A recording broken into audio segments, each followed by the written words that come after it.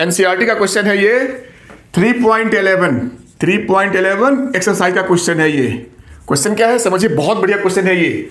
इसमें कहता है आपके पास एक बैटरी है जिसका ईएमएफ दे रखा 8 वोल्ट और इंटरनल रेजिस्टेंस दे रखा है 0.5 ओम। बैटरी है ये, जिसको कि हमें एक एक्सटर्नल बैटरी जिसका कि 120 वोल्ट है, इसमें कोई इंटरनल रेजिस्टेंस वगैरह कोई बात नहीं है, और इस सर्किट में एक बड़ा रेजिस्टेंस आर लगा हुआ है 15.5 ओम का। तो आपसे पूछा क्या है, ये जो बैटरी है हमारा, इसका टर्मिनल पोटेंशियल, इसका V कितना होगा इस वाली बैटरी का, इसका V क्या होगा, ये था क्वेश्चन। अब जैसे ही बात आती है टर्मिनल पोटेंशियल V की, लोगों के पास फॉर्मूला क्या होता है, सीधा इसी फॉर्मूला पाते हैं, V = E - IR। यहां पे ध्यान देना है, ये अगर गौर से देखो तो ये केस है चार्जिंग ऑफ अ सेल। ये चार्जिंग का केस है, यानी प्लस वाले बैटरी से प्लस का पोल जुड़ा हुआ है। तो चार्जिंग केस में क्या ध्यान रखना है, ये जो फॉर्मूला होता है वो होता है डिस्चार्जिंग के लिए। जब बैटरी डिस्चार्ज होती है, चार्जिंग में भाई इसको प्लस करना होता है। पहली बात यहां ध्यान रखना है, इसका ध्यान आपको रखना है। लगेगा फॉर्मूला ये E + IR लगेगा।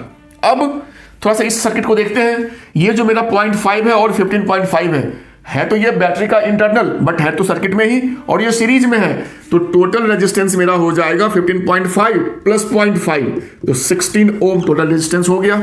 और ये बैटरी दोनों चार्जिंग में होता है, अपोजिट जुड़े होते हैं। तो जो नेट इनका वोल्टेज होगा बैटरी का, वो हो जाएगा 120 - 8। ये सबसे इंपॉर्टेंट पॉइंट है। चार्जिंग में बड़ी बैटरी से छोटी बैटरी का वोल्टेज माइनस होता है, तो ये 112 वोल्ट हो गया।